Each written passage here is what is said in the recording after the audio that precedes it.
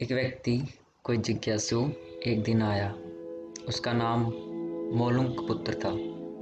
एक बड़ा ब्राह्मण विद्वान 500 शिष्यों के साथ बुद्ध के पास आया था।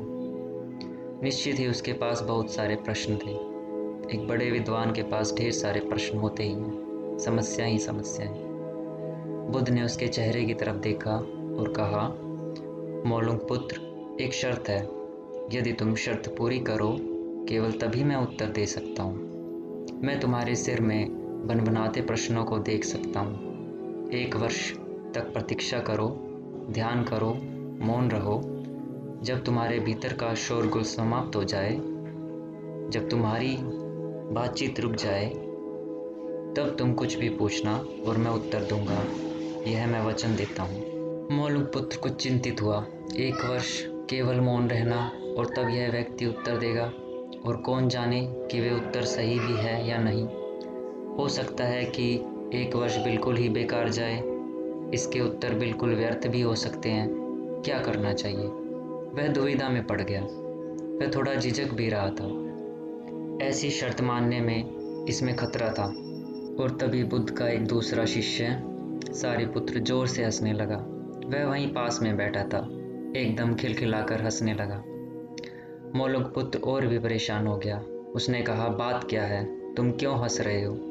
सारिपुत्र ने कहा, इनकी मत सुनना, ये बहुत धोखेबाज हैं। इन्होंने मुझे भी धोखा दिया। जब मैं आया था, तुम्हारे तो केवल 500 शिष्य हैं, मेरे 5000 थे। मैं बड़ा ब्राह्मण था, देश भर में मेरी ख्याति थी। इन्होंने मुझे फुसला लिया। इन्होंने कहा, साल भर प्रतीक्षा करो, मौन रहो, ध्यान करो और फिर पूछना और मैं उत्तर दूंगा। और साल भर बाद कोई प्रश्न ही नहीं बचा। तो मैंने कभी कुछ पूछा ही नहीं और इन्होंने कोई उत्तर दिया ही नहीं। यदि तुम पूछना चाहते हो तो अभी पूछ लो। मैं इसी चक्कर में पड़ गया। मुझे इसी तरह इन्होंने धोखा दिया। बुद्ध ने कहा, मैं अपने वचन पर पक्का रहूंगा। यदि तुम पूछते हो तो मैं उत्तर दूंगा। यदि तुम पूछो ही नहीं तो मैं क्या कर सकता हूँ? 1 वर्ष बीता। मोलुंक पुत्र ध्यान में उतर गया और मौन होता गया। भीतर की बातचीत समाप्त हो गई। भीतर का कोलाहल रुक गया। वह बिल्कुल भूल गया कि कब 1 वर्ष बीत गया। कौन फिक्र करता है? जब प्रश्न ही न रहे तो कौन उत्तरों की फिक्र करता है? एक दिन अचानक बुद्ध ने पूछा, यह वर्ष का अंतिम दिन है। इसी दिन तुम 1 वर्ष पहले यहाँ आए थे और मैंने तुम्हें वचन दिया था कि 1 वर्ष बाद तुम जो पूछोगे मैं उत्तर दूंगा। मैं उत्तर देने को तैयार हूँ। अब तुम प्रश्न पूछो।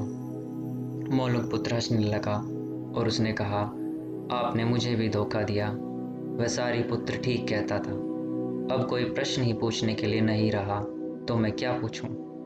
मेरे पास पूछने के लिए कुछ भी नहीं है। असल में यदि तुम सत्य नहीं जानते तो समस्याएं होती हैं और प्रश्न होते हैं। वे तुम्हारे झूठ से पैदा होते हैं। तुम्हारे स्वप्न, तुम्हारी नींद से वे पैदा होते हैं। जब तुम सत्य, प्रामाणिक, मौन, समग्र होता है तो वे तिरोहित हो जाते हैं।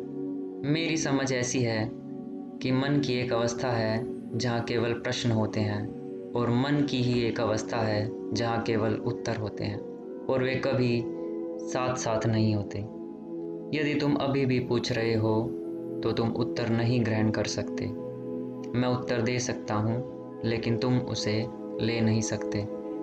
यदि तुम्हारे भीतर प्रश्न उठने बंद हो गए हैं तो मुझे उत्तर देने की कोई ज़रूरत नहीं है। तुम्हें उत्तर मिल जाता है।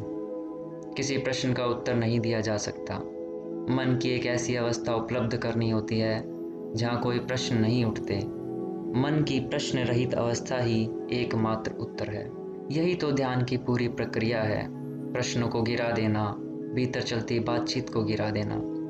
जब भीतर की बातचीत रुक जाती है तो ऐसा असीम मौन छा जाता है। उस मौन में हर चीज़ का उत्तर मिल जाता है। हर चीज़ सुलझ जाती है। शाब्दिक रूप से नहीं, अस्तित्वगत रूप में सुलझ जाती है। कहीं कोई समस्या नहीं रह जाती।